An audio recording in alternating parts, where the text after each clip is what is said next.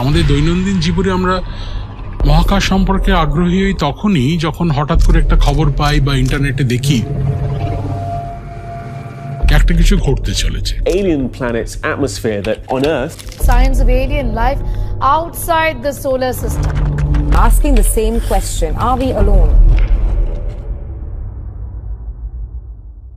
প্রশ্ন আসে তাহলে পৃথিবীতে প্রাণ কেন, অন্য কোথাও নয় কেন? পৃথিবীতে প্রাণ সৃষ্টি হয়েছে, বিবর্তন হয়েছে, সম্ভব হচ্ছে কয়েকটা আকস্মিক ঘটে যাওয়া অ্যাক্সিডেন্টের উপরে।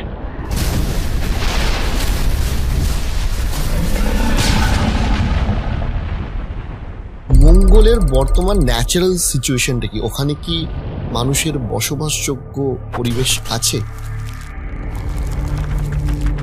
প্রতি বছর কয়েকশো কিলোগ্রাম পাথরের টুকরো মঙ্গল গ্রহ থেকে ছিটকে পৃথিবীতে এসে পড়ে।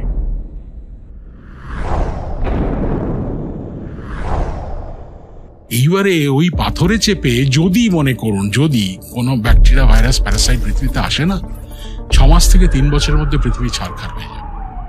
এই ইউনিভার্সের বাইরে কি আর কোন ইউনিভার্স আছে? প্যারালাল ইউনিভার্স, সমান্তরাল ব্রহ্মাণ্ড। অদূর ভবিষ্যতে আগামী 100-150 বছরের মধ্যে সম্ভাবনা আছে যে আমরা অন্য কোনো গ্রহে গিয়ে বসবাস করতে পারি বা হ্যাবিটেবল জোন তৈরি করে নিতে পারি। 100-150 না, আর 30 থেকে 40 বছরের মধ্যে মানুষ মহাকাশে উপনিবেশ বানাবে। এই 25 থেকে 30 সেন্টিমিটারের মধ্যে আমরা মহাবিশ্বকে দেখতে পাই, সেই ফেলুদার ব্রহ্মাস্ত্র।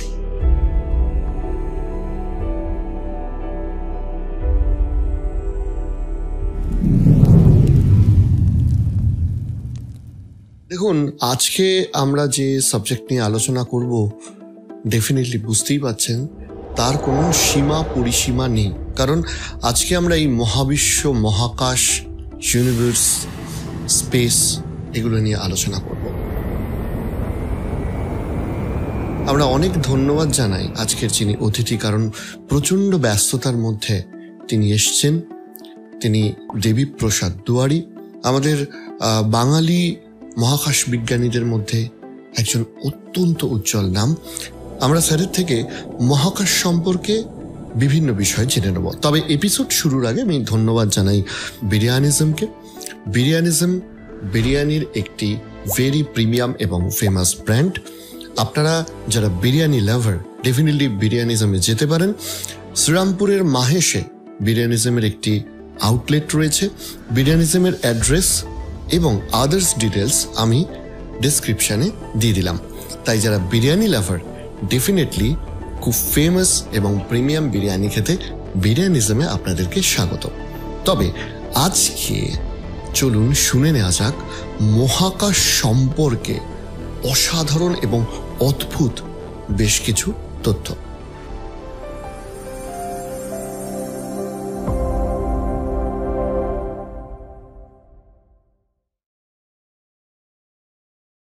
স্যার অনেক অনেক ধন্যবাদ। মানে বলা চলে এই এপিসোডটা না, আমি এতটা আবেগপ্রবণ না, বাট আমার একটা স্বপ্নের মধ্যে ছিল যে এরকম একটা এপিসোড কখনো শুট করব।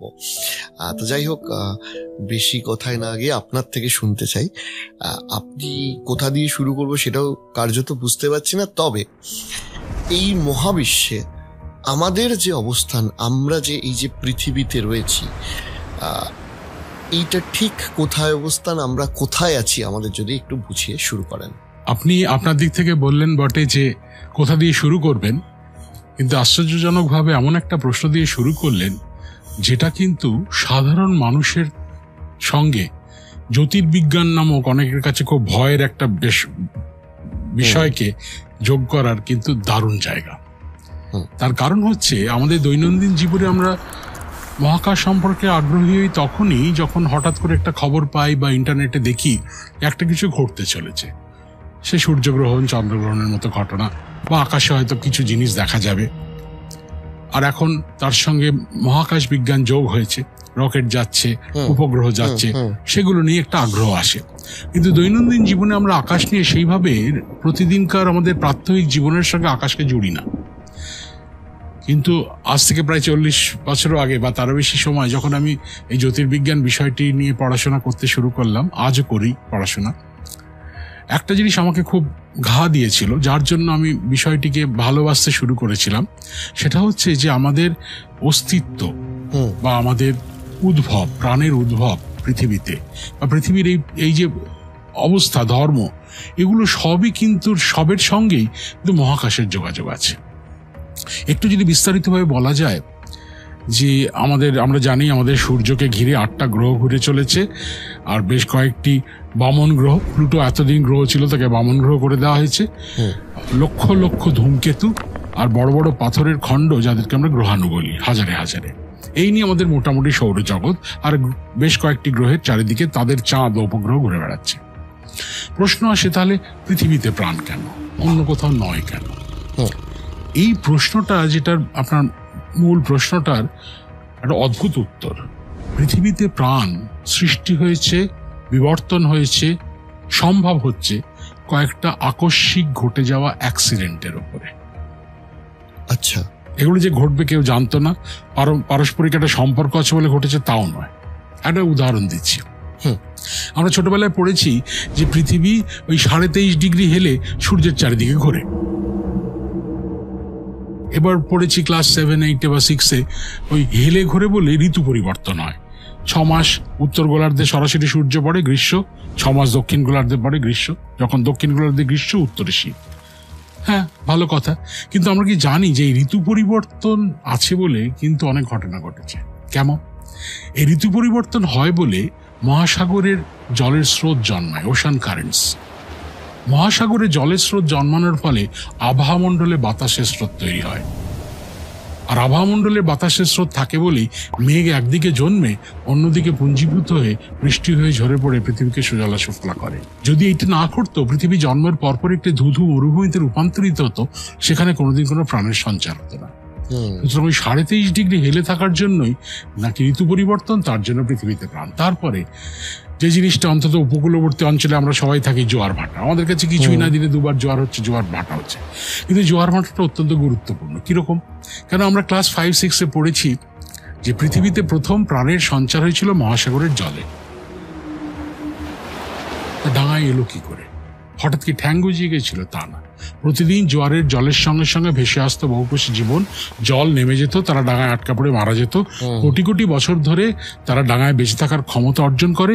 সেই থেকে বিভিন্ন উদ্ভিদ, বিভিন্ন প্রাণ, সরীসৃপ, স্তন্যপায়ী প্রাণী, হনুমান, তার থেকে আমরা এসেছি। সুতরাং আমরা যে আছি, জোয়ারের জল আছে। সেই জন্য প্রতিদিন জোয়ার দেখতে যেমন ভালো খারাপ লাগে, তেমন তার সঙ্গে এটা বোঝা যায়। তারপরে ধরুন পৃথিবীর অবস্থান এই সৌরজগতে সূর্য থেকে প্রায় 15 কোটি কিলোমিটার দূরত্বে। কিন্তু আশ্চর্যজনকভাবে এই পৃথিবীর অবস্থানটাকে বলা হয় বসবাসযোগ্য অবস্থান। মানে কি? Habitable zone. মানেটা কি? পৃথিবীর দূরত্ব সূর্য থেকে এমন যে মোটামুটি তাপমাত্রা 15 ডিগ্রি থেকে 80 ডিগ্রি অবধি থাকবে। তার মানে কি? তরল জল তরল অবস্থায় থাকবে।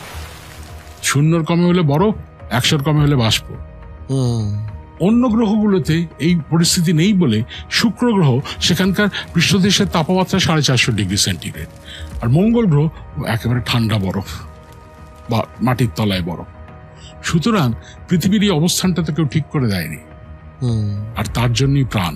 এখন অনেকেই প্রশ্ন করবেন যে আজকাল এই প্রকৃতি পরিবেশ নিয়ে অনেক কিছু হচ্ছে, তো জলই জীবন করছে, কিন্তু সত্যি কি জল জীবন? হ্যাঁ, জল যে আমরা শুধু পান করে তৃষ্ণা মেটাই তাই নয়। আমি একটু উদাহরণ দিচ্ছি। এই যে ধরুন আমি আপনার দিকে একটা হাতটা তুললাম। কি করে তুললাম?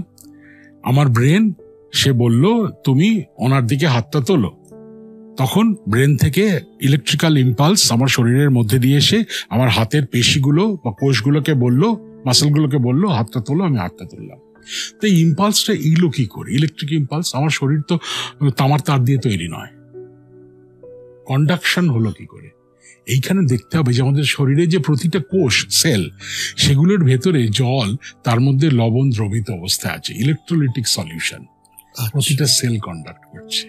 সেই জন্য জল না হলে জীবন হবে না। একটা মনুষ্য দেহে 100 কেজি ওজনের যদি কোনো মানুষ হন, 70 কেজি জল। আর একটা গাছ 100 কেজি ওজনের গাছ হলে 40 কেজি হচ্ছে জল। ওই জন্যই জলই জীবন, ওই জন্যই তরল জল দরকার প্রাণের জন্য। আপনার কথা শুনে আরো হারিয়ে যাচ্ছি। এবার আমার মনে একটা প্রশ্ন আসছে, সেটা হচ্ছে যে আমাদের পৃথিবী ছাড়া আমরা তো ইন জেনারেলি শুনেছি যে আমাদের বাকি যে উপগ্রহ বা গ্রহগুলো আছে সেগুলো হ্যাবিটেবল জোনে নেই। তো আমাদের খুব একটা এই যে আকর্ষণের দিক আসছে না, যে মানুষ ইন ফিউচার মঙ্গলে গিয়ে বসবাস করতে পারে বা ইত্যাদি। মঙ্গলের বর্তমান ন্যাচারাল সিচুয়েশনটা কি? ওখানে কি মানুষের বসবাসযোগ্য পরিবেশ আছে? খুব ভালো প্রশ্ন করেছেন। মঙ্গল গ্রহের তাপমাত্রা 0 ডিগ্রির নিচে থাকে, বেশ নিচে, সুতরাং সব জায়গায় মোটামুটি, এবং কোনো কোনো জায়গায় অত্যন্ত ঠান্ডা মেরু অঞ্চলগুলোতে। মঙ্গল গ্রহে তরল জল এখন অব্দি পাওয়া যায়নি, কিন্তু অনেক সংকেত বা ইঙ্গিত পাওয়া গেছে যে মাটির তলায় জলীয় বরফ, জল নয়, তরল নয়, পার্মাফ্রস্ট যাকে বলে, সেই জলীয় বরফের একটা আস্তরণ আছে এবং ভেতরে হয়তো কোথাও কোথাও জলও থাকতে পারে। এখন এই জল থাকাটাকে বিজ্ঞানীরা খুব উৎসাহিত, বা বরফ থাকাটাকে। কেন? তরল জল সৃষ্টি করে বরফ থেকে হাইড্রোজেন এবং অক্সিজেনে বিভাজিত হবে। আমরা জানি জল হাইড্রোজেন এবং অক্সিজেন দিয়ে তৈরি।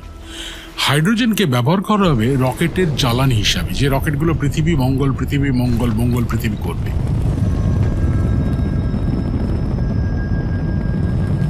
আর ওই অক্সিজেন দিয়ে কৃত্রিম বায়োস্ফিয়ার তৈরি হবে, যেখানে প্রথমে উদ্ভিদের মাধ্যমে সেই অক্সিজেনটাকে আরো বাড়ানো হবে, সেখানে মানুষ থাকতে পারবে, কিন্তু সেটা কিন্তু ঢাকা জায়গায়।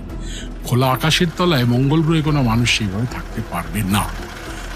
এখন আপনি যে বললেন যে আমাদের এখানে প্রাণ তো অন্য কোথাও আছে কি না, এই প্রশ্নটা অনেক দিনের প্রশ্ন। সেইখানে এতদিন ধারণা ছিল প্রাণ খুঁজে পাওয়া যাচ্ছে না, প্রাণ বোধহয় নেই। কিন্তু বিজ্ঞানীরা বলেন যে মঙ্গল গ্রহের মাটির ঠিক তলায় যে জলীয় বরফ আছে, সেখানে এককোষী, বহুকোষী ভাইরাস, ব্যাকটেরিয়া, প্যারাসাইট থাকতে পারে। সেইখানে একটা বড় প্রশ্নের উত্তর হয়ে যায়। অনেকেই বলেন যে পৃথিবীতে এত সমস্যা, এত অর্থনৈতিক অবস্থা খারাপ, বিভিন্ন জিনিস পড়ে আছে, ডেভেলপমেন্টাল প্রজেক্ট পড়ে আছে, আর মঙ্গল গ্রহ নিয়ে কোটি কোটি কোটি কোটি ডলার বা টাকা খরচা হচ্ছে।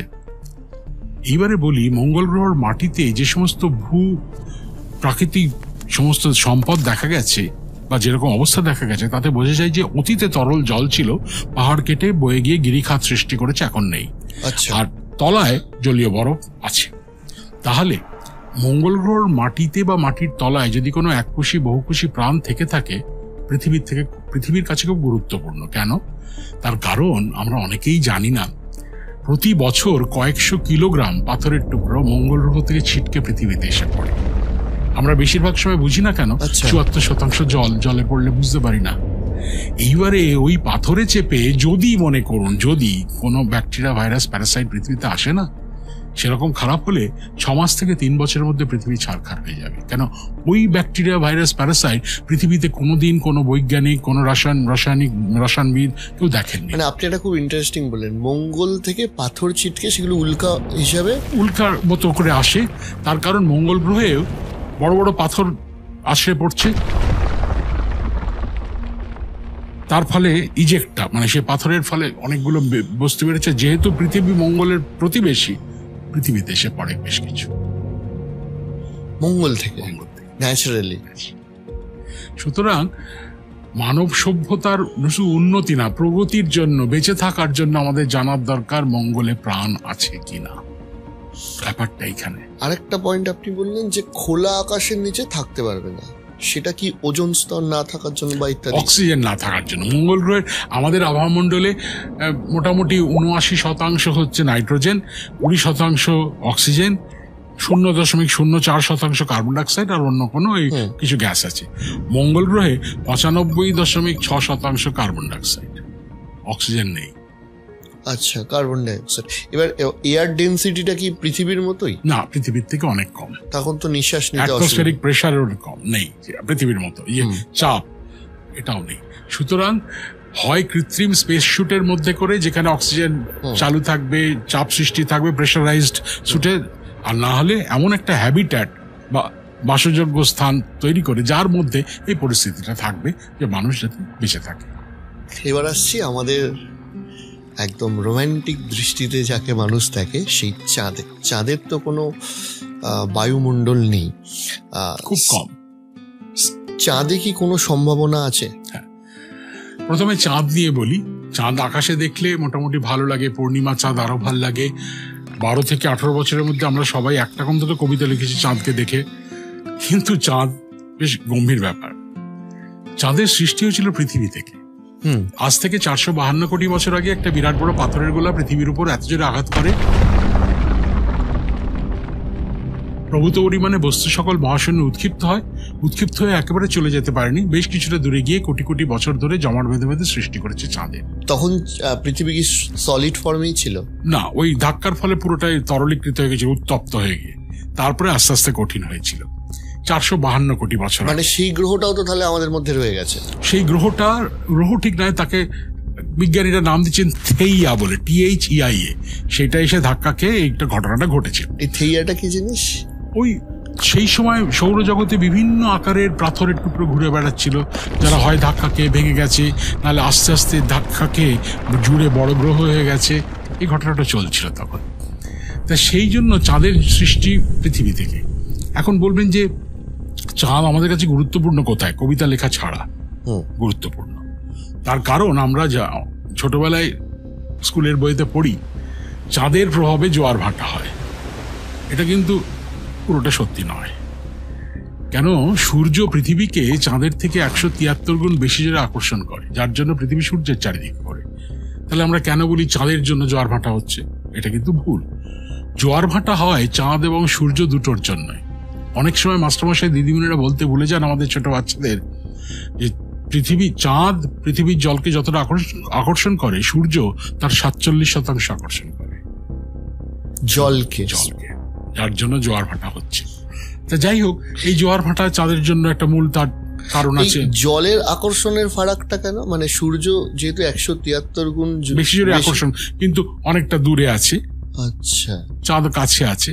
সুতরাং এটাকে মানে একটু যদি কেউ একটু ক্লাস 11-এর ওই নিউটনের অভিকর্ষ সূত্রটা মনে রাখে, m1 m2/r²। কিন্তু জোয়ার বা ভাটা কিন্তু কোনো বল বা ফোর্স নয়, প্রতি একক দৈর্ঘ্যে অনেকগুলি বলের প্রয়োগ ক্ষমতা, বা ইংরেজিতে বলে ফোর্স ডেরিভেটিভ, m1 m2/r³। আর সেই জন্যই যেহেতু চাঁদ 3,84,000 কিলোমিটার দূরে আর সূর্য 15 কোটি কিলোমিটার দূরে, চাঁদ জিতে যায়। সুতরাং সেই জন্য আমরা বলি। এবারে দেখি চাঁদের কথা। আপনি কি জানেন পৃথিবীর জীবনের ইতিহাসে এমনও দিন ছিল পৃথিবী 8 ঘন্টায় একবার ঘুরতো নিজের চারিদিকে। একটা দিন হতো 8 ঘন্টায়, এখন 24 ঘন্টা। আর কয়েক কোটি লক্ষ বছর পরে এমন হতেই পারে পৃথিবীর একটা দিন হবে 48 ঘন্টা।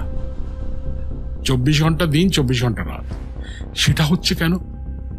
দেখুন, একেবারে সোজা ভাবে বোঝা যায়। পৃথিবী চাঁদ পৃথিবীর জলকে আকর্ষণ করছে, তাই তো? এবার চাঁদ আবার পৃথিবীকে প্রদক্ষিণও করছে, আর পৃথিবী ঘুরছে তার নিজের চারিদিকে উল্টো দিকে। এই উল্টো দিকে ঘোরার ফলে যে জলটা ফুলে ফেপে উঠছে চাঁদের জন্য, সেটা চাঁদের সঙ্গে সঙ্গে সেই ফোলাটা ভ্রমণ করছে, সেটা যাচ্ছে এইদিকে, পৃথিবী ঘুরছে এইদিকে। তাহলে পৃথিবীর কেন্দ্রের সঙ্গে একটা ঘর্ষণ হচ্ছে জলের। এই ঘর্ষণের ফলে পৃথিবীর ঘূর্ণন আস্তে আস্তে স্থিরিত হয়ে যাচ্ছে, এবং তার প্রভাব দেখা যায় প্রতি বছর গড়ে 3.6 সেন্টিমিটার চাঁদ পৃথিবী থেকে দূরে চলে যাচ্ছে। আচ্ছা, প্রতি বছর বলছেন, কিন্তু লক্ষ কোটি বছরে সেটাই হয়ে যাবে অনেক বেশি। এমন একটা দিন আসবে আমরা পূর্ণগ্রাস সূর্যগ্রহণ কোনোদিন দেখতে পাবো না, চাঁদ সূর্যের থেকে সবসময় ছোটই থাকবে। অর্থাৎ আমরাও তো তাহলে আস্তে আস্তে হ্যাবিটেবল জোন থেকে দূরে চলে যাচ্ছি। হ্যাঁ, মানে হ্যাবিটেবল কন্ডিশন থেকে আমরা দূরে যাচ্ছি না, চাঁদ আমাদের থেকে দূরে চলে যাচ্ছে। আমরা হয়তো হ্যাবিটেবল জোনেই যাচ্ছি, যেখানে থাকবো, কিন্তু চাঁদ আস্তে আস্তে আস্তে দূর থেকে দূরতম বিন্দুতে চলে যাচ্ছে। এই যে রেগুলার লাইফ সেখানে পুরো পাল্টে যাবে। তবে অতটা চিন্তা করার কিছু নেই। মানব সভ্যতার ইতিহাস যদি দেখেন, আর মোটামুটি 50,000 থেকে 1 লক্ষ বছরের মধ্যে মানুষ থাকবে না পৃথিবীতে। প্রাণ অন্যরকম হবে হয়তো, আমরা এই ফর্মে কেউই থাকবো না। কেন? বিবর্তনে যদি বিশ্বাস করি। মানে কয়েকটা জায়গায় বিশ্ববিদ্যালয়ে আমি দেখেছি, তার মোটামুটি একটা স্টাডি হয়েছে যে আজ থেকে 50,000, 60,000, 1 লাখ বছর পরে মানুষ কিরকম দেখতে হবে। মোটামুটি একটা ফিগার হয়েছে, কিন্তু বৈজ্ঞানিকভাবে মানুষের হাইট হবে সাধারণত 4 থেকে 4.5 ফুট মেটে, এবং হাস্যকর, আমি ছবি আঁকাও দেখেছি, স্কেচ, মাথাটা আর শরীরটা অর্ধেক অর্ধেক। তার কারণ যত দিন যাচ্ছে যন্ত্র সভ্যতার মাধ্যমে আমাদের আর নড়াচড়া করার দরকার নেই, আমরা বসে বসে সবকিছু করতে পারি। ব্রেনটা বড় হতে শুরু করবে, আর শরীরকে ব্যবহার করি না বলে শরীর আস্তে আস্তে উইক হবে। চামড়া, এখনকার যে আমাদের চামড়া যে থিকনেস 6 থেকে 7 গুণ পুরু হবে। কেন? এত বেশি আলট্রাভায়োলেট রশ্মি আসতে শুরু করবে, তাকে আটকানোর জন্য দরকার সেই চামড়ার। না হলে প্রায় 62 ধরনের স্কিন ক্যান্সার হতে পারে, যেটা ওজোন লেয়ার আটকে রেখেছে। এগুলো ন্যাচারালি নিজে নিজেই গ্রো করবে। সেই মানুষ এক নয়, যেরকম আমাদের অ্যাপেন্ডিক্সটা।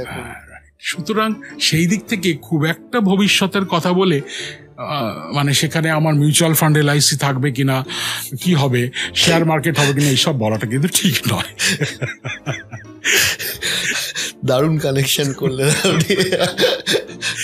এই যে মাঝে মাঝে ইলন মাস্ক বলে যে মানুষকে মানুষ ছাড়াও আরো বিভিন্ন স্পেসে জায়গা খুঁজে নিতে হবে, আমাদের কি এরকম অদূর ভবিষ্যতে আগামী 100-150 বছরের মধ্যে সম্ভাবনা আছে যে আমরা অন্য কোনো গ্রহে গিয়ে বসবাস করতে পারি বা হ্যাবিটেবল জোন তৈরি করে নিতে পারি? আপনি বরং খুব কনজারভেটিভলি বলছেন, 100-150 না, আর 30 থেকে 40 বছরের মধ্যে মানুষ মহাকাশে উপনিবেশ বানাবে। চাঁদ তো হবেই, মঙ্গল গ্রহ হলেও হতে পারে। তার কারণ চাঁদ সম্পর্কে আমাদের মোটামুটি এত তথ্য আমরা পেয়ে গেছি, এবং আশ্চর্য হবেন চাঁদের সম্পর্কে যে গুরুত্বপূর্ণ তথ্যগুলো মানুষকে বলেছে যে বসবাস করতেই পারে, তা কিন্তু দিয়েছে ভারত চন্দ্রযান 1 এবং চন্দ্রযান 3 মধ্যে দিয়ে। तालियों के गड़गड़ाहट से सुन सकते हैं कि हम लोगों ने तीसरे चरण को भी बहुत ही सफलतापूर्वक हासिल कर लिया है। চন্দ্রযান 1 হচ্ছে প্রথম উপগ্রহ। তার আগে 50 বছরে 600 উপগ্রহ পাঠিয়েছে আমেরিকা, ইউরোপ, চীন, রাশিয়া।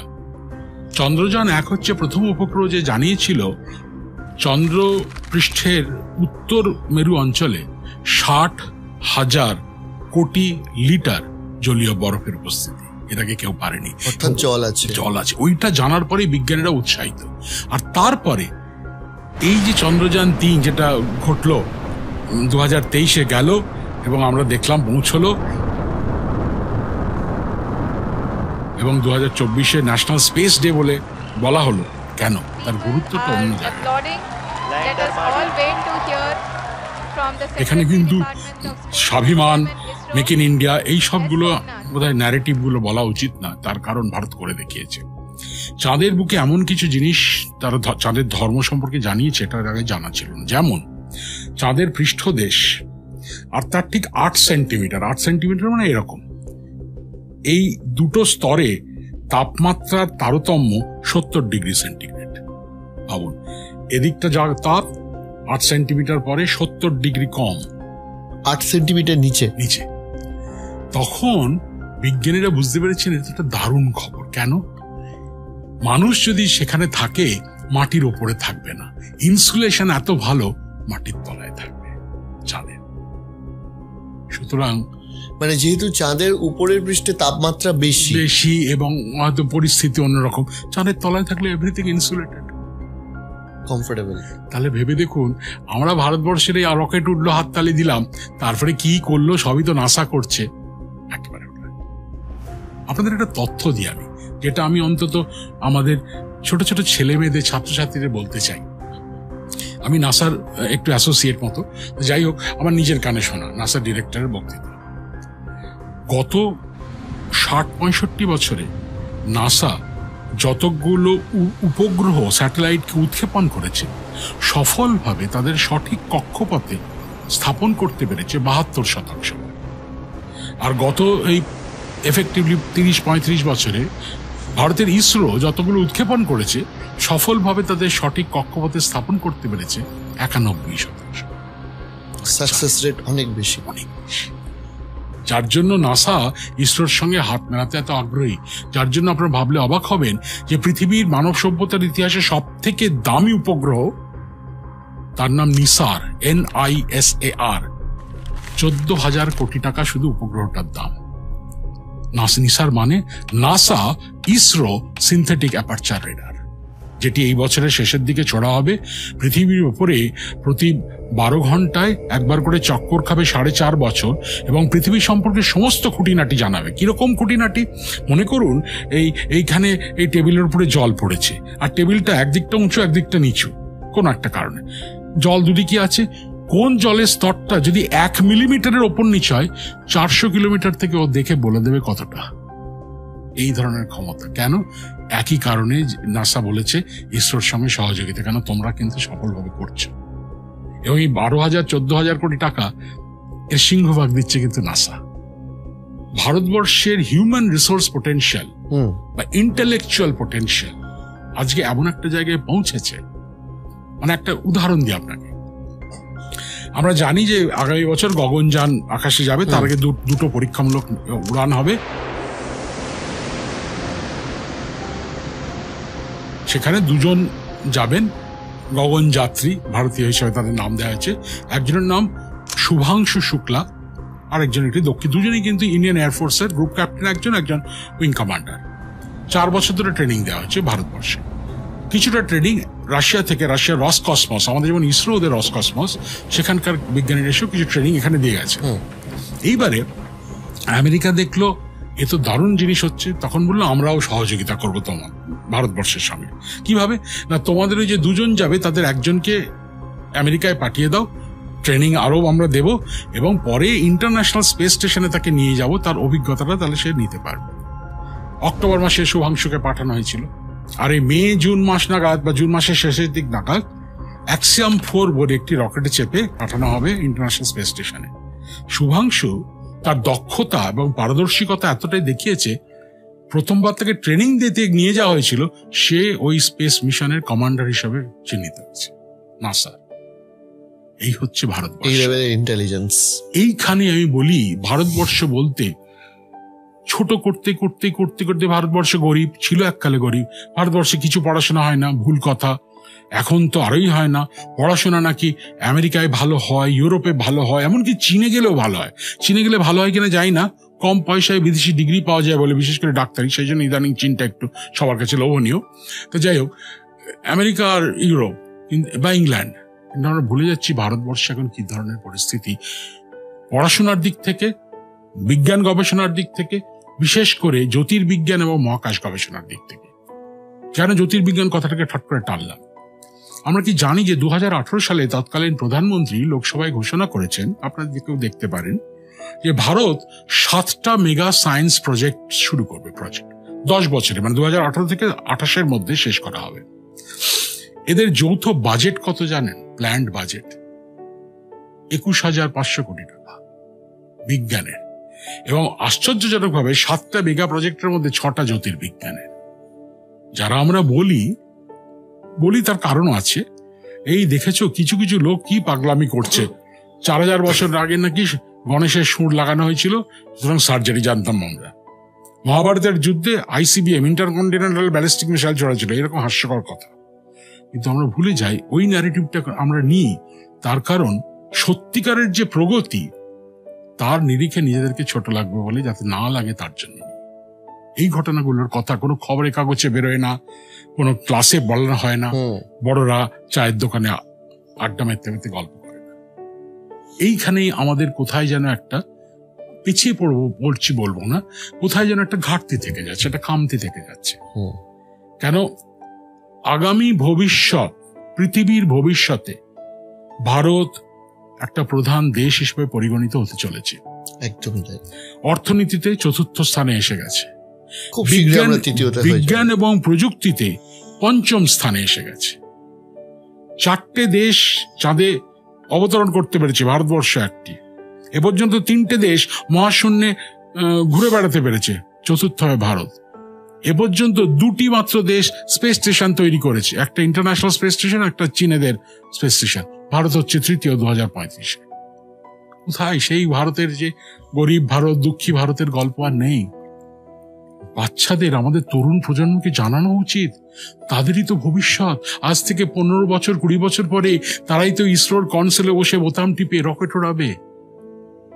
সুতরাং একটা আপনার এই অনুষ্ঠানের মধ্যে দিয়ে, পডকাস্টের মধ্যে দিয়ে আমি যেটা বলতে চাই, উদ্বুদ্ধ করার মতো ক্ষমতা আমার নেই, কিন্তু অন্তত সংকেতগুলো দেওয়ার বা সংবাদগুলো দেওয়ার, যে তথ্যগুলো দেওয়ার, যে উঠে আসছে ভারত, ক্যাচ দ্য উইন্ড যাকে বলে, নিজের পালে সেই বাতাসটাকে পেতে দাও। অসাধারণ, অসাধারণ। এই যে আমাদের চন্দ্রযানগুলো নিয়ে আপনি যেগুলো বললেন, চন্দ্রযান 1 বা 2টা কিছুটা অসফল হলেও বাকি অংশটা যেটা স্যাটেলাইট হিসেবে চাঁদের চারিদিকে ঘুরছিল সেটা সফল হয়েছিল। তো আমরা চাঁদ থেকে এখনো পর্যন্ত এই চন্দ্রযানগুলো মারফত ঠিক কি কি জানতে পারলাম? আমরা চন্দ্রযান 1কে 2008 সালে পাঠানো হয়েছিল শুধু চন্দ্র অভিযানের জন্য নয়। প্রাথমিকভাবে আমরা জানিনি, কিন্তু পরে জানা গেছে বেশ কয়েকটি সুনির্দিষ্ট বৈজ্ঞানিক কাজের জন্য পাঠানো হয়েছিল। কিরকম? চাঁদের বুকে ম্যাঙ্গানিজ, অ্যালুমিনিয়াম, সিলিকন, আয়রন মানে লোহা, ইউরেনিয়াম, থোরিয়াম, রুবিডিয়াম কতটা পরিমাণে আছে, যেখানে অবতরণ করছে বা যেগুলো দেখছে যে অঞ্চল সেখানে কতটা আছে। এছাড়াও স্পার হচ্ছে এমন একটা অঞ্চল যার নাম সাউথ পোল অ্যাটকেন রিজিয়ন, SPAR। সেইখানে বড় বড় গহ্বর আছে যেখানে যার তলা অবধি সূর্যের আলো পৌঁছায় না। বিজ্ঞানীদের বিশ্বাস সেখানে জমাট বরফের প্রভাব, সেইটাকে দেখা যে জমাট বরফ আছে কিনা। তার থেকেও বড় কথা হিলিয়াম 3, যাকে ম্যাজিক মৌল বলা হয়, এটি আছে কিনা। এই হিলিয়াম 3টা কি জিনিস? আমরা জানি যে পারমাণবিক বিক্রিয়া দু রকমের হয়, ফিশন এবং ফিউশন। ছোট দুটি নিউক্লিয়াস জুড়ে গিয়ে বড় নিউক্লিয়াস তৈরি করে, তার ফলে শক্তি বেরোয়, এটা হচ্ছে ফিউশন। আর বড় নিউক্লিয়াসকে ধাক্কা মারলে ভেঙে গিয়ে অনেক ছোট নিউক্লিয়াস তৈরি হয় এবং তার থেকে যে শক্তি বেরোয় সেটাকে বলা হয় ফিশন। এই অ্যাটম বোম হচ্ছে মূলত ফিশনেবল, কিন্তু ফিউশন দিয়ে বোম তৈরি হয়েছে, হাইড্রোজেন বোমা। এই 3 দিন আগে চায়না টেস্ট করলো, এটা কিন্তু ফিউশন রিয়াকশন। এইবারে এই ফিউশন রিয়াকশন সম্পর্কে আরো গভীরভাবে জানতে সব থেকে ভালো উদাহরণ হচ্ছে সূর্য। কিন্তু এই ছোট দুটো জিনিস পারমাণবিক কেন্দ্র জুড়ে গিয়ে একটা বড় পারমাণবিক কেন্দ্র তৈরি করছে, শক্তি উদ্গত হচ্ছে। তার প্রধান উদাহরণ হচ্ছে সূর্য। কেন বললাম? সূর্যের অভ্যন্তরে 4টে হাইড্রোজেন নিউক্লিয়াস একসঙ্গে এসে জুড়ে গিয়ে হিলিয়াম তৈরি করে। তার ফলে যে শক্তিটা বেরোয় সেটাই সূর্যের শক্তি, সেটাই আমার গায়ে রোদ হিসাবে গরমকালে চটচট করে লাগছে। তাহলে সূর্যের মধ্যে হাইড্রোজেন থেকে হিলিয়াম হয়। এইবারে দেখা গেছে হিলিয়াম 3 বলে একটি আইসোটোপ, যেটা ওই হিলিয়ামের সঙ্গে একটু পার্থক্য, চাঁদের বুকে আছে। পৃথিবীতে থাকে কিন্তু আবহাওয়া মন্ডলের সঙ্গে বিক্রিয়া করে তাড়াতাড়ি নষ্ট হয়ে যায়। আচ্ছা, এই হিলিয়াম 3 যদি দুটো হিলিয়াম 3কে আমি এবার জুড়ে দিতে পারি তাহলেও বড় হবে এবং প্রচন্ড শক্তি বেরোবে, কিন্তু কোনো তেজস্ক্রিয়তা থাকবে না। তার মানে এই বাড়িটার পাশের বাড়িতে হিলিয়াম 3 রিঅ্যাক্টর করলে আমাদের কোনো ক্ষতি হবে না। এবং হিসাব কষে দেখা গেছে ভারত যদি 1.5 থেকে 2 টন, মাত্র 1.5 থেকে 2 টন তরল হিলিয়াম চাঁদ থেকে পৃথিবীতে নিয়ে আসে, এই মুহূর্তে সারা ভারতবর্ষে 1 বছরে যত বিদ্যুৎ তৈরি হয় তার শক্তি যোগান করার জন্য ওই 1.5 টনই যথেষ্ট। এত অল্পতেই হয়ে যাবে। দুটো দেশ তাক লাগিয়েছে ওই হিলিয়াম 3 থেকে। চায়না, তখন সবাই বলেছিল এই দেখে চায়না সবসময় আগ্রাসী, কিন্তু ভারতও বলেছে আমরাও খুঁজবো। এবার আপনি মাঝখানে একটা কথা বলছিলেন যে 30 বছরের মধ্যে একটা সম্ভাবনা আছে যে আমরা চাঁদে গিয়ে থাকতে পারি, কিন্তু চাঁদে তো আবহাওয়া নেই, তাহলে আমরা গিয়ে নিঃশ্বাস প্রশ্বাস নেব কি করে? ওই সব জায়গায় কিন্তু যাকে বলে কৃত্রিম হ্যাবিটাট বা কৃত্রিম একটা পরিমণ্ডল সৃষ্টি করে থাকতে হবে। কাঁচ দিয়ে ঘেরা, যার ভেতরে অক্সিজেন আছে, প্রেশারটা মোটামুটি পৃথিবীর প্রেশারের মতো, এবং যেটা বাইরের জগতের মানে আবহাওয়ার সঙ্গে বিচ্ছিন্ন। তার থেকেও বড় কথা, একটা গন্ডগোল আছে। আমরা কি জানি যে সূর্য পৃষ্ঠ থেকে প্রতি সেকেন্ডে গড়ে 12 থেকে 16 লক্ষ টন আয়নিত করা চার্জ পার্টিকেল বেরিয়ে আসছে। এই আয়নিত কণাদের গড় গতিবেগ সেকেন্ডে 450 কিলোমিটার। সেকেন্ডে 450 কিলোমিটার প্রতি সেকেন্ড গতিবেগের ফলে এদের এত ক্ষমতা, এত শক্তি, যে কোনো অণু বা পরমাণু, অ্যাটম বা মলিকুলের উপর পড়লে মুহূর্তে ভেঙে চুরমার পুফ বাষ্পীভূত হয়ে যাবে। তার মানে আমি যদি আপনার এই স্টুডিও থেকে বেরিয়ে এখন বাইরে গিয়ে দাঁড়াই সূর্যের আলোর তলায়, সূর্য থেকে আয়নিত করার স্রোত আমার শরীরে পড়া মাত্র আপনার শরীরে এই বাড়ির ওপর মুহূর্তের মধ্যে নষ্ট হয়ে যেতে বাধ্য। বেঁচে আছি কেন? অ্যাক্সিডেন্ট, ওই যে অ্যাক্সিডেন্ট বললাম, পৃথিবীর চারিদিকে একটা কমলা লেবুর খোসার মতো একটা ভূচম্বকীয় ক্ষেত্র আছে, ম্যাগনেটিক ফিল্ড, যেটা এই আয়নিত কণা এসে ভেতরে ঢুকতে পারে না, পিছলে ওপর দিয়ে চলে যায়, আমরা কিরকম রাজারানীর মতো আমাদের ক্ষমতা দেখ। কিন্তু একটু দেখা যায় উত্তর এবং দক্ষিণ মেরুতে, যেখানে আয়নিত কণার স্রোত আবহাওয়া মণ্ডলে প্রবেশ করে বিক্রিয়া করে অরোরা বোরিয়ালিস, অরোরা অস্ট্রালিস তৈরি করে, আকাশে সেই আলোর খেলা। সুতরাং আমরা বেঁচে আছি বা অ্যাক্সিডেন্ট ভূচম্বকীয় ক্ষেত্র আছে বলে, কিন্তু চাঁদে এতটা ভূচম্বকীয় ক্ষেত্র নেই বললেই চলে, এবং আবহাওয়ামণ্ডল নেই।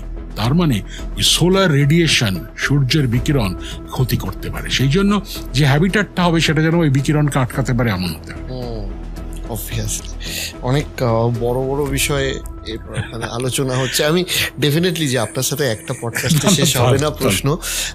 এবার আসছি যে আমরা যে ইন্টারস্পেস শিপ যেগুলো বলে বা যানবাহন যেগুলো হয়, আলো এক সেকেন্ডে প্রায় 3 লক্ষ কিলোমিটার যেতে পারে। তো সেখানে ভাইজার 1 বা ভাইজার 2 যেগুলো আমরা মানুষ ছাড়তে পেরেছে, সেগুলো মারফত বা তার থেকেও আরো জুড়ে যেতে পারে এরকম কোনো মহাকাশ যান মারফত আমরা কি অন্য কোনো নিয়ারেস্ট হ্যাবিটেবল জোনে যাওয়ার এই মুহূর্তে কোনো সম্ভাবনা আছে? প্রথমে বলি ভাইজার 1, ভাইজার 2 সেই 70-এর দশকে পাঠানো হয়েছিল, একটা প্রথম দিকে একটা শেষের দিকে।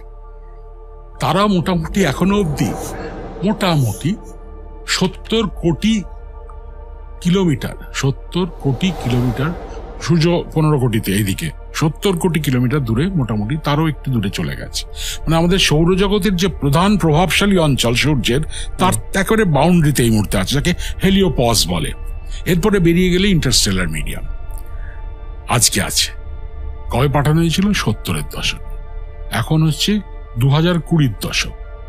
তার মানে বুঝতে পারছেন 50 বছর লেগে গেছে ওই আমাদের সৌরজগতের সীমানায় ডগায় পৌঁছতে। কিন্তু তাহলে কে কোনোদিনই কোথাও যেতে পারবো না? মুশকিল আছে। তার কারণ নতুন নতুন জ্বালানি সৃষ্টি হচ্ছে। আয়ন মানে যাকে বলে তড়িৎ, একে ভেঙে দিয়ে সে আয়নিক দিয়ে বা প্লাজমা দিয়ে যাওয়া যেতে পারে। এমনকি নিউক্লিয়ার রিঅ্যাক্টর যদি রকেটের সঙ্গে থাকে সেভাবে কন্ট্রোল হয়ে তাহলে যাওয়া যেতে পারে, কিন্তু অত হবে না। আমাদের সব থেকে কাছের তারা কত দূরে জানেন? 4.2 আলোকবর্ষ দূরে। এর নাম প্রক্সিমা সেন্টাউরি। আজকে সন্ধ্যে আকাশ পরিষ্কার থাকলে একটু দেখবেন, প্রত্যেককে বলছি, দেখে বলবেন মনকে, এই যে তারাটা দেখছি 4.2 বছর আগে যেমন দেখতে ছিল সেটা এখন দেখতে পাচ্ছি। এবার বুঝছেন, একটু অফশোরটা বেরিয়ে গিয়ে বলছি, রাতের আকাশ কেন রোম্যান্টিক? আমি যত গভীরে দেখি না রাতের আকাশকে, আমি আমার নিজের অতীতকে দেখছি, ওটা ইতিহাস দেখছি। Time travel. এর জন্য সায়েন্স সিটিতে 50 টাকা খরচ করে টাইম মেশিনে চড়তে হয় না। রাতের আকাশের তাকালেই আপনি সবাই টাইম ট্রাভেল করি। আমাদের সূর্যকে দেখি 8.3 মিনিট পুরনো সূর্য, আর কাছের তারাটাকে দেখি 4.2 বছরের পুরনো তারা। আকাশের গায়ে যত তারা খালি চোখে দেখতে পাই 100, 200, 50 আলোকবর্ষ দূরে। তার মানে যেটি হয়তো 300 আলোকবর্ষ দূরে, সেই তারাটাকে আমি আজকে রাতে দেখে বললাম ঝলঝল করছে। সঙ্গে সঙ্গে বলা উচিত, এই যে আলোটা তারা থেকে এসে আমার চোখের মনির মধ্যে দিয়ে পড়ছে বলে দেখছি, এই আলোটা এই তারাটার গা থেকে শুরু হয়েছিল 300 বছর আগে। আমি 300 বছরের পুরনো ইতিহাস দেখছি। কি অভূতপূর্ব! তাই হিসাব টিসাব করলে সব থেকে কাছের তারায় এখনকার আধুনিকতম প্রযুক্তিতে যদি আমি যেতে চাই একটা রকেটে চেপে, প্রায় 22 থেকে 24 হাজার বছর লাগবে। সম্ভব নয়। বিভিন্ন থিওরি উঠে আসছে যে ফোটন কণা স্পিড কাজে লাগিয়ে বা ইত্যাদি ইত্যাদি করে আমরা যেতে পারি। এরকম কি কোনো সম্ভাবনা তৈরি? দেখুন, বিজ্ঞানে অসম্ভব কিছু বলা যায় না। আজ থেকে 100 বছর আগে যেটা বলতো এটা তো সম্ভবই নয়। মানে আজ থেকে 150 বছর 100 বছর আগেই বলতো দূর চাঁদে কোনোদিন মানুষ যেতে পারে। জুলে ভার্নে যখন জার্নি টু দ্য মুন উপন্যাসটা লিখলেন, সবাই বললো এই কল্প বিজ্ঞানে যা খুশি, গল্পে গরু গাছে ওঠে। তারই 50-60 বছরের মধ্যে চাঁদে মানুষ নামলো। সুতরাং আজকের পরিস্থিতিতে দাঁড়িয়ে আমরা যেটাকে বলছি না এটা সম্ভব নয়, কে জানে, কেন বিজ্ঞান প্রতিনিয়ত পরিবর্ধিত, পরিমার্জিত হতে এগোচ্ছে। কিন্তু মনে রাখতে হবে যে আলোর গতিবেগকে কাজে লাগানো বা আলোকে কাজে লাগানো, আলোর পিঠে চেপে আমি কি ঘুরতে পারি, সেই 1905 সালে কিন্তু মহান বিজ্ঞানী আইনস্টাইন বলে গেছিলেন, আলোর গতিতে কেউ যদি ভ্রমণ টমন করে সে কিন্তু আর বস্তু থাকবে না, শক্তিতে রূপান্তরিত হবে, তার আর কোনো বস্তুর অস্তিত্ব থাকবে না। এবার স্যার আপনাকে একটা জিজ্ঞাসা করছি যে আমরা এই যে মহাবিশ্বে রয়েছে, এই যে ইউনিভার্স, এইটা কতটা বড় আমাদের একটু আইডিয়া? জানেন, সব থেকে বড় নামকরা বিজ্ঞানী নোবেল প্রাইজও পেয়েছেন, তারাও কিন্তু সঠিকভাবে বলতে পারেন না কতটা বড়। আভাস, একটা আন্দাজ। সেটা হচ্ছে যে মোটামুটি 99% বিজ্ঞানী বিশ্বাস করেন 1377 কোটি বছর আগে একটা অত্যন্ত ছোট্ট বিন্দু সম জায়গা থেকে আমাদের মহাবিশ্বের শুরু, এই সব শুরু। তখন ছিল অসীম শক্তি, ইনফাইনাইট এনার্জি। সেটা প্রচন্ড বেগে প্রসারিত হচ্ছিল। যত প্রসারিত হচ্ছিল শক্তির ঘনত্ব কম ছিল। একটা সময় শক্তি থেকে বস্তু তৈরি হয়, কণা তৈরি হয়, তারপর সেই কণা থেকে অ্যাটম তৈরি হয়, সেখান থেকে গ্যালাক্সি স্টার তৈরি হয়, সেখান থেকে আমরা তৈরি হয়েছি। আর সেই শক্তি কিছুটা রয়ে গেছে এখনো, যা কিন্তু আবিষ্কৃত হয়েছে সে 1965 সালে। সুতরাং এই বিগ ব্যাং হাইপোথেসিস, মহা বিস্ফোটবাদ তত্ত্ব, এটা 99% বিশ্বাস করেন। তাহলে এইবারে যে প্রশ্ন আসে, এই যে সেই বিন্দু সম জায়গা থেকে শুরু হয়েছিল, সেটার আজকের অবস্থা কি? আমি 20 বছর আগেকার কথা বলছি। তিন ধরনের গ্রুপের বিজ্ঞানীরা 3 রকম কথা বলতেন। একজন বলতেন এটা তো বড় হচ্ছে, হতে হতে হতে হতে স্তিমিত হতে থাকবে, এর প্রসারণ আস্তে আস্তে হবে বড়, কিন্তু ধীরে ধীরে ফ্ল্যাট, সমান হয়ে যাবে, লীন হয়ে যাবে। আরেক দল বল না, একেবারে না, এই যে বড় হচ্ছে প্রসারিত হচ্ছে, থমকে গিয়ে ছোট হতে হতে আবার বিন্দুতে চলে আসবে। আর আরেক দল বলতে শুরু করলো না, বড় হচ্ছে, আরো বেশি ত্বরান্বিত, মানে অ্যাক্সেলারেটেড হবে, বড় হচ্ছে, এত বড় হবে তার কোনো কল্পনা করতে পারবো না। তিনটেকেই কি করে আমি একটাকে মেনে নিই? ঝগড়া চলতো। 1997 সালে একটা আবিষ্কারের পরে দেখা গেল বড় হচ্ছে, আরো বড় হচ্ছে, প্রতিনিয়ত বড় হচ্ছে, এটাই বোধহয় সত্যি। যার জন্য মাত্র 2004-05 সালে নোবেল প্রাইজ দেওয়া হলো। তারপরে এখন আজকে তারপরে 15-17 বছর পরে বিজ্ঞানীরা বলছেন সেটাও বোধহয় আংশিকভাবে ঠিক, আংশিকভাবে ভুল। সুতরাং কি হতে পারে, এটা নিয়ে অনেক তত্ত্ব আছে। তাকে প্রমাণ করার জন্য অনেক কিছু মানে দেখার জিনিস আছে। মানে একটা উদাহরণ দিচ্ছি আপনাকে। মনে করুন আমাকে বলা হলো আমার এই বাড়ির চারিদিকে অনেক বাবুল ঘুরে বেড়াচ্ছে, রাইট? বাবুলগুলো কি রঙের বলতো? মনে করুন এই বাড়ির ছায়াটা পড়েছে সামনের দিকে, তার মধ্যে দিয়ে বাবুল দেখলে আমি দেখবো অন্ধকার বাবুল, আমি লিখবো ধূসর রঙের বাবুল। আর এদিকে সূর্যের আলো পড়ছে বাবুলের উপর উজ্জ্বল, আমি বললো চকচকে বাবুল। একটা গ্রুপ বলছে না, বাড়ির চারিদিকে শুধু ধূসর, একজন বলে বাড়ির চারিদিকে চকচকে। সুতরাং পার্সপেক্টিভ। তাহলে আপনার প্রশ্ন আসে, আলোর গতিবেগ হচ্ছে 3 লক্ষ কিলোমিটার প্রতি সেকেন্ডে। তাহলে 1377 কোটি বছর আগে যদি ব্রহ্মাণ্ড শুরু হয়, আলো 1377 কোটি বছর ধরে ভ্রমণ করেছে। তার মানে আমি কি দূরতম বিন্দুটাকে দেখবো যেটা 1377 আলোকবর্ষ দূরে? সরি, আমরা ব্রহ্মাণ্ডের এত গভীর অবধি দেখতে পারি প্রায় 78,000 মেগাপারসেক। মেগাপারসেক মানে 1 পারসেক মানে 3.2 আলোকবর্ষ, মেগা মানে মিলিয়ন, মানে 30 লক্ষ। 78,000 ইন্টু 30 লক্ষ গুণিতক, যত আলোকবর্ষ হয় তত দূর অবধি দেখতে পাবো। কেন? আলো তত সময় পায়নি। তার কারণ আইনস্টাইন বলে গেছিলেন পৃথিবীতে কোনো বস্তু, মহাশূন্যে কোনো বস্তু সে আলোর গতিবেগের বেশি গতিবেগ হতে পারে না। আলোর গতিবেগে পৌঁছলে শক্তিতে পর্যবেসিত হবে। কিন্তু একটা জিনিস পারে, মহাবিশ্ব, স্থান, স্পেস, সে কিন্তু আলোর থেকে বেশি গতিবেগে বাড়তে পারে, যা ঘটেছিল প্রাথমিকভাবে। সেই জন্য অনেক বড় হয়ে গেছে। মানে গল্প কথা মনে হচ্ছে, কাল্পনিক মনে হচ্ছে বিজ্ঞান, সব প্রমাণিত হয়ে গেছে। এটাই মজার ব্যাপার। আমরা কি এন্ড, মানে আমাদের অবজারভেবল ইউনিভার্সটা কি অ্যাকচুয়ালি এন্ড অফ ইউনিভার্স, নাকি এন্ড অফ ইউনিভার্স অব্দি আমরা অবজার্ভ করতে পারিনি এখনো? আমাদের অবজারভেবল ইউনিভার্স হচ্ছে এই যে গ্লাসের যে পরিধি, এটা। আর অ্যাকচুয়াল সত্যিকারের ইউনিভার্সের থেকে অনেক বড়। আলো তো এসে পৌঁছতে পারেনি আমাদের চোখ অব্দি। আলো এসে পৌঁছতে পেরেছে এই রিম থেকে বেরিয়ে আমাদের চোখ, আমরা যদি মধ্যখানে থাকি। তবে এই গ্লাসটা কিন্তু প্রতিনিয়ত বড় হচ্ছে, যত দিন যাচ্ছে তত আলোর দিন বাড়ছে, গুলিয়ে যাচ্ছে সব। এবার আসছি যে আমাদের একটা মাল্টিভার্সের থিওরিও মাঝে মাঝে শোনা যায়। এবার এই ইউনিভার্সের বাইরে কি আর কোনো ইউনিভার্স আছে বা সম্ভাবনা আছে? এটা তো মানুষের সাধারণ প্রশ্ন। আর আমাদের বাঙালিরা তো আমরা সবসময় ভেতরের মানে খোঁজার চেষ্টা করি। আমাদের ভেতরেই আছে।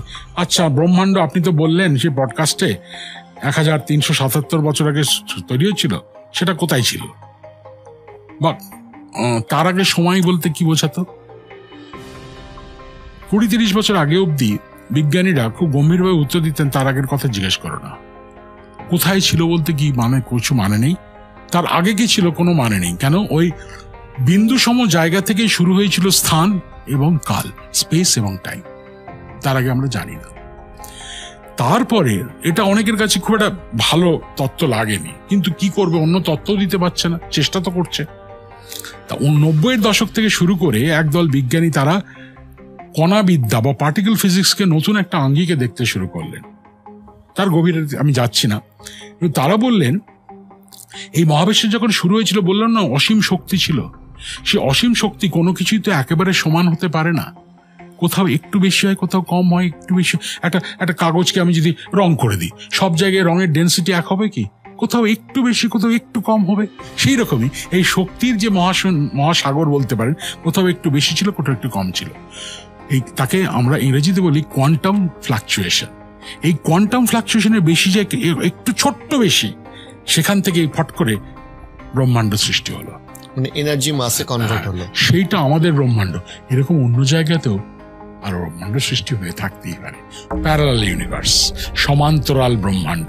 কিন্তু আপনি যদি বলেন আমি দূরের তারাতে তো যাবোই, সমান্তরাল ব্রহ্মাণ্ডটা দেখবো, পারবেন না। কারণ এদের দূরত্ব এত, আলোর ভ্রমণকাল থাকলেও কোনোদিনই আমরা পৌঁছতে পারবো না।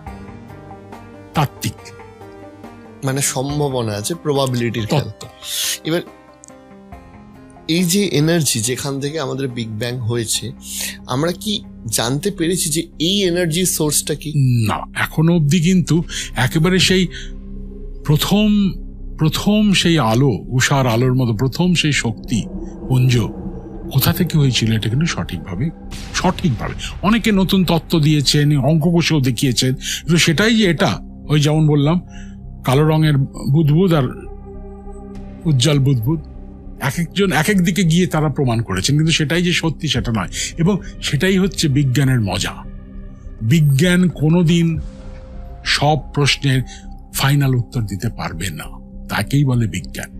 তার কারণ আছে, এটা একটু সাইকোলজিক্যাল বলতে পারেন। কিন্তু আমি বলি, মনে করেন আপনাকে একটা মোটামুটি ভালো ক্যামেরা হাতে ধরিয়ে দিলাম, বললাম আপনি একটা শটে এই স্টুডিওর পুরো ছবিটা তুলুন, পারবেন? আপনি ছাদের ছবি তুলবেন, দেওয়ালের ছবি তুলবেন, মাটির ছবি তুলবেন। এই পুরো তুলতে গেলে আপনাকে এই ঘরটা থেকে বাইরে বেরিয়ে বাইরে থেকে তুলতে হবে। তার মানে সর্বাঙ্গীন যে আমাদের চেতনা, কনসাসনেস, আর আমাদের চেতনা তার একটা ছোট্ট সাবসেট অংশ। আমরা কোনোদিন অংশ হয়ে পুরোটাকে বাদ করতে পারবো। অসাধারণ। এবার মানে এই প্রথম এপিসোডটা আমি ছোট ছোট আমাদের যে প্রশ্নগুলো আছে সেগুলো জিজ্ঞেস করে নিচ্ছি। ব্ল্যাক হোলের একটা থিওরিটিক্যাল কনসেপশন ছিল, যেটা সম্ভবত অবজার্ভ কিছুটা করা গেছে। আপনি যদি একটু ব্ল্যাক হোল বিষয়টা বুঝিয়ে দেন, আর সত্যি কি এটা মানে ব্ল্যাক হোল তো অবজার্ভ করা যায় না, থিওরিটিক্যালি প্রুভড, এবং এর কোনো প্র্যাকটিক্যাল অস্তিত্ব আছে কিনা? না, দেখুন, ব্ল্যাক হোল কনসেপ্টটা এসেছে মূলত, আমরা জানি যে কোনো একটা বড়সড় জিনিস, মূলত তারা একটা গ্যাসের গোলক, সেটি স্বঅভিকর্ষ যে বলে সেলফ গ্র্যাভিটেটিং ফোর্সে সেটা সংকুচিত হবে। বেশিরভাগ তারার মধ্যেখানে ওই পারমাণবিক চুল্লি যখন প্রজ্বলিত হয়, যে শক্তি উদ্গত হয়, সেই শক্তি এই ভেতরের দিকে অভিকর্ষ চাপটাকে আটকে দেয় বলে তারার আকাশে ঝুলে আছে, আমাদের সূর্য ঝুলে আছে। কিন্তু অনেক বড় যদি একটা ভরের মাসের একটা তারা হয়, সে সংকুচিত হতে হতে ভেতরের শক্তি আর আটকাতে পারবে না তাকে। ছোট হতে হতে হতে হতে হতে হতে একটা বিন্দুতে রূপান্তরিত হবে যেন। এর অর্থ কোনো মানে দাঁড়ালো না। বিন্দুর তো লম্বা, প্রস্থ, চওড়া কিছু নেই, শূন্য। বিন্দুর ডাইমেনশন, মাত্রা শূন্য। শূন্য মানে কি? শূন্যের কোনো ডেফিনেশন আমরা কেউ জানি না, কিন্তু শুধুমাত্র টাকার পেছনে শূন্য লেখা থাকে মানে বুঝি, তো সেটাও আমরা বোঝার জন্য, কিন্তু মানেটা কি জানি না। তাহলে শূন্য বলতে কিছু বোঝায় না, বোঝাতে পারানো যায় না, তাহলে শূন্য নয়। কিন্তু তাহলে বলে দিচ্ছি বিন্দু সম, বিন্দু বলিনি, হ্যাঁ, বিন্দু সম জায়গায় যদি অত বড় তারার সে ভরটা ছোট হয়ে যায়, তার অভিকর্ষ যে আকর্ষণ, বুঝতে পারছেন, সে তো অনেক দূরের জিনিসকে নিজের দিকে টেনে আনবে, এমনই জোরে টানবে যে সেই বস্তুটি যদি এই বিন্দুসম জায়গার আশেপাশের একটা অঞ্চল তার মধ্যে একবার ক্রস করে যায়, এই মানব জীবনে এই পৃথিবীতে মহাবিশ্বে আর ফিরে আসবে না, সে ওই শক্তির সঙ্গে লীন হয়ে যাবে। এটাকে ইংরেজিতে বলে ইভেন্ট হরাইজন বা ঘটনার দিক চক্রবাল। ব্ল্যাক হোলকে দেখা যায় না, ব্ল্যাক হোল দেখা যায় না কারণ কি, আলো যদি একবার কাছে গিয়ে পড়ে না, আলোর কণাকে এমন টেনে নেবে আলো আর বেরোতে পারবে না। আলো না বেরোলে আমি দেখতে পাবো, মানে মাস হয়েও আলোকেও অ্যাট্রাক্ট করতে পারে, মাসও করছে, আলোকেও করছে, এনার্জিকেও করছে, বস্তুকেও করছে। সেই জন্য ব্ল্যাক হোল কৃষ্ণগহ্বর কথাটা এসছে থেকে, মহাশূন্যের গায়ে যেন একটা গর্ত মতো সৃষ্টি হয়েছে, আমি দেখতে পাচ্ছি চেয়ার টেবিল জামা কাপড় না, ওরকম ভাববেন না, তারাগুলো গিয়ে কাছে যাচ্ছে, গিয়ে তারপর অদৃশ্য হয়ে যাচ্ছে, যেন গর্ত ঢুকে যাচ্ছে। আর এত বেশি আকর্ষণ, আলো বেরোচ্ছে না, একটা জায়গা থেকে আলো না বেরোলে সেটা তো কালো হবে। কৃষ্ণ গহ্বর, ব্ল্যাক হোল নামটা এইভাবে এসেছিল। তাহলে আমি জানবো কি করে? এখন হচ্ছে কি, মনে করুন দুটো তারা, একটা তারা কৃষ্ণ গহ্বর হয়ে গেল, বড় ছিল, আশেপাশে তারা আছে একটা, সে এরকম ঘুরছে, পরস্পরকে ঘিরে ঘুরছিল। এই প্রচন্ড আকর্ষণী টানে এই যে তারাটার যে গ্যাস, ও টেনে টেনে ছিঁড়ে ছিঁড়ে নিজের দিকে নিয়ে আসবে। মুশকিল হচ্ছে নিজের দিকে নিয়ে এলে মানে গ্যাস এখান থেকে তারাটা থেকে বেরিয়ে সে গহ্বরে ঢুকে পড়ছে না, এরকম না। তার কারণ পৃথিবীতে একটা জিনিস আছে, ঘূর্ণন। আমরা কিন্তু সবাই ঘুরছি, সবাই, আপনি আমি ঘুরছি কেন? পৃথিবীর সঙ্গে আছি বলে ঘুরছি, পৃথিবী ঘুরছে বলে। এই ঘূর্ণন শক্তিটাকে বার করতে হবে পড়ার আগে। তার ফলে হবে কি, ওই গ্যাস বেরিয়ে একটা ঘূর্ণির সৃষ্টি করবে, ঘুরতে ঘুরতে, প্রচন্ড জোরে ঘুরতে ঘুরতে তার এই ঘূর্ণনের শক্তিটাকে কমিয়ে ভেতরে ঢুকে যাবে, আর দেখতে পাবো না। তো এই যে প্রচন্ড জোরে ঘুরছে, পরস্পরের সঙ্গে ঘর্ষণ ধাক্কাতে প্রভূত পরিমাণে শক্তি, আলো বেরোবে, এক্স রে, গামা রে। আমরা যদি দেখতে পাই কিছু নেই, কোনো তারা নেই, কিছু নেই, একটা চাকতির মতো জিনিস, খুব উজ্জ্বল, বুঝবো ভেতরটা ব্ল্যাক হোল। এই 6-7 বছর আগে আমাদের মিল্কি ওয়ে গ্যালাক্সি যাকে বলে, তার অভ্যন্তরে তাত্ত্বিকভাবে বলা হচ্ছিল একটা ব্ল্যাক হোল আছে, বেশি বড় নয়। কত বড়? ভর কত? 40 লক্ষ সূর্যের ভর, খুব একটা বড় নয়, আছে। তার প্রমাণ একটু একটু পাওয়া যাচ্ছে, কিন্তু বোঝা যাচ্ছে না। এইবার দেখুন জ্যোতির্বিজ্ঞান কি শক্ত জিনিস। 21 বছর ধরে 8টি বিরাট বিরাট দূরবীন, 14,000 বিজ্ঞানী কাজ করে তারা দেখিয়েছেন, হ্যাঁ ওই দেখা যাচ্ছে। 21 বছর ধরে লেগেছে। ব্ল্যাক হোল আছে, আমরা এখন প্রমাণ পাই, মানে থিওরিটিক্যালি থেকে প্র্যাকটিক্যালি প্রমাণ পাওয়া গেছে। আচ্ছা, আর একটা কথা হচ্ছে যে বলা হয় যে প্রতি সেকেন্ডে নাকি আমাদের ইউনিভার্সে নতুন নতুন তারার জন্ম হচ্ছে। এইটা কি বাস্তব বা স্ট্যাটিস্টিক্সটা ভীষণ ভাবে? ছোটবেলায়, এখন তো অনেকে ক্লাস 4-5 প্রজেক্ট করছে স্কুলে, আমাদের সৌরজগৎ, আমাদের গ্যালাক্সি, গ্যালাক্সির নাম মিল্কি ওয়ে, বাংলাতে বলে আকাশ, বাংলা বা হিন্দিতে বলে আকাশগঙ্গা। সূর্য আমাদের প্রধান, সূর্য প্রধান আমাদের, সূর্য কিন্তু বিশাল কোন তারা। আমাদের অবস্থান কোথায় জানেন? আমাদের যে মিল্কি ওয়ে বা আকাশগঙ্গা সর্পিল গ্যালাক্সি বা স্পাইরাল গ্যালাক্সি, তার কেন্দ্রবিন্দু, তার থেকে 28,000 আলোকবর্ষ দূরে সূর্য অবস্থান করছে সৌরজগৎ, কেন্দ্রের নয়। এবং আপনি কি জানেন, এই সৌরজগৎ, সূর্য এবং সৌরজগৎ এই গ্যালাক্সির কেন্দ্রকে প্রদক্ষিণ করছে, কেন্দ্র করে প্রদক্ষিণ করছে 220 কিলোমিটার প্রতি সেকেন্ডে। বলবেন বাবা, আমরা সৌরজগৎটাও আবার ঘুরছে। আশ্চর্য হবেন না, আমরা কজন বিশ্বাস করি যে আমরা সূর্যের চারিদিকে প্রতি সেকেন্ডে 30 কিলোমিটার বেগে ছুটছি, 29.5 কিলোমিটার, পুরো চুপচাপ গ্যাঁট হয়ে বসে আছে বললেই হলো? হ্যাঁ, প্রত্যেকে আমরা ছুটছি 29.5 কিলোমিটার প্রতি সেকেন্ডে সূর্যের চারিদিকে। আর এই সূর্য সবাইকে নিয়ে 220 কিলোমিটার প্রতি সেকেন্ডে। আমরা বুঝতে পারি না কেন, সবকিছু আপেক্ষিক বলে। আমি দেখছি আপনাকে 2 সেকেন্ড আগে যেমন দেখেছিলাম এখনো তাই দেখছি, 10 মিনিট পরেও দেখবো একই জায়গায়। ঘুরছি কোথায়? মাথায় আসে না। সব একসঙ্গে যদি ঘুরি, ব্রেন নিতে পারে না। ব্রেন অনেক কিছু, আমরা কিন্তু অপটিক্যাল ইলিউশনের উপর নির্ভর করি। আপনি কি বলছেন যে ম্যাজিক? না, প্রমাণ দিয়ে দিচ্ছি, প্রত্যেকেই দেখেছি। পূর্ণিমা চাঁদ দেখেছেন তো? সন্ধ্যে সূর্য অস্ত হলো, চাঁদ উঠছে, থালার মতো লাগে না? এত বড় লাগে। সেই পূর্ণিমার চাঁদ মাঝ আঘাতে দেখবেন ছোট হয়ে গেছে। কেন? পূর্ণিমার চাঁদের দূরত্ব একই আছে, একই, তার ওইটাই হচ্ছে তার আসল আয়তন। এদিকে বড় দেখি কেন? কেন দেখি জানেন? আমাদের ব্রেন গুলিয়ে ফেলে। আমরা জানি যে চাঁদ অনেক দূরের জিনিস, আর এই বাড়িটা তো সামনে, গাছটা তো সামনে। ওই গাছের ব্যাকগ্রাউন্ডকে, চাঁদকে যখন দেখি, মনে মনে আমরা হিসাব করে নিই চাঁদ তো অনেক দূরে, চাঁদকে বড় দেখি। Illusion, optical illusion.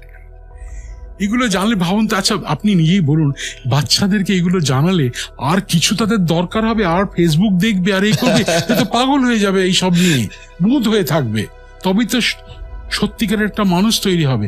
আপনি বলুন তো, এই জিনিসগুলো আমি বলছি না সবসময় পড়তে হবে, এই নিয়ে আলোচনা করলে দিনে 5 মিনিটও যদি করি, আমাদের মধ্যে শত্রুতা, মারামারি, আপনাকে কি করে ঠকাবো, আপনি আমায় কি করে ঠকাবেন, আসবে।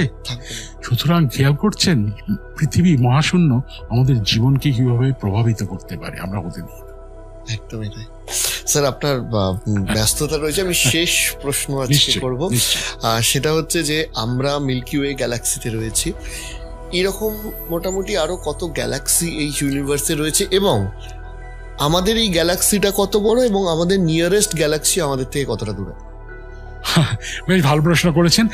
আমাদের মোটামুটি আমাদের গ্যালাক্সিটা সৌরপিল বা ইলিপ্টিক্যাল গ্যালাক্সি, এরকম চ্যাপ্টা কেন্দ্র আর 6টা এরকম বাহু আছে, মনে যেন ঘুরছে। আবার এমনও গ্যালাক্সি আছে যেটা ইলিপসয়েডাল বলে, একটা ডিম্বাকৃতি, তার ওরকম সুরটুর নেই। আবার কিছু গ্যালাক্সি আছে যার মধ্যখানটা চাকতি কিন্তু তার সুর নেই, লেন্টিকিউলার। আবার কিছু গ্যালাক্সি আছে যাদের ছিঁড়িছাদ কিছু নেই, ছড়ানো, ইররেগুলার। 4 ধরনের গ্যালাক্সি। কেউ বড়, কেউ ছোট, কারোর মধ্যে অনেক তারা, কারোর মধ্যে কম তারা। মোটামুটি আমাদের গ্যালাক্সিতে, মিল্কি ওয়ে আকাশগঙ্গাতে 20,000 কোটি তারা আছে। 20,000 কোটি। কোটি মানে 7টা শূন্য, 20,000 মানে 4টে, 11টা শূন্য, 2-এর পিঠে 11টা শূন্য, ততগুলো তারা আছে আমাদের গ্যালাক্সিতে। আর মোটামুটি পরিসংখ্যানের ভিত্তিতে বা স্ট্যাটিস্টিক্সের ভিত্তিতে আমাদের বিশ্বব্রহ্মাণ্ডে 1 to 2 ট্রিলিয়ন, ট্রিলিয়ন মানে 10-এর পিঠে 12, মানে 12টা শূন্য, 2-এর পিঠে 12টা শূন্য, তার মানে 2 লক্ষ কোটি গ্যালাক্সি আছে। 2 লক্ষ কোটি গ্যালাক্সি, অ্যাভারেজে 10 থেকে 20,000 কোটি তারা। গুণ করে দেখুন তো কতগুলো তারা আছে। তার চারিদিকে গ্রহ, তার চারিদিকে উপগ্রহ। মাথা খারাপ হয়ে যাবে। অনেক ছাত্র আছে আমাকে বলে, স্যার এরকম ভাবে ছবিটা আঁকছেন, নিজেকে খুব ইনফিরিয়ার মনে হয়, আমি তো বিন্দুর থেকেও ছোট, এত বড়। আমি বলি এইখানেই হচ্ছে খেলাটা। আকৃতি, পরিমাণের আয়তনে আমরা ইনফিরিয়ার কেন? ক্ষুদ্রতে ক্ষুদ্র নেই, কিন্তু ভুলে যাবেন না মানুষের এইটা বিশেষ ধর্ম। এই 25 থেকে 30 সেন্টিমিটারের মধ্যে আমরা মহাবিশ্বকে দেখতে পাই। সেই ফেলুদার ব্রহ্মাস্ত্র আমরা ইউজ করি না, এই ব্রেনকে ইউজ করি না। আর আমাদের নিয়ারেস্ট গ্যালাক্সি মোটামুটি এই 40 আলোকবর্ষের মধ্যে প্রায় গোটা 30-35টা গ্যালাক্সি আছে।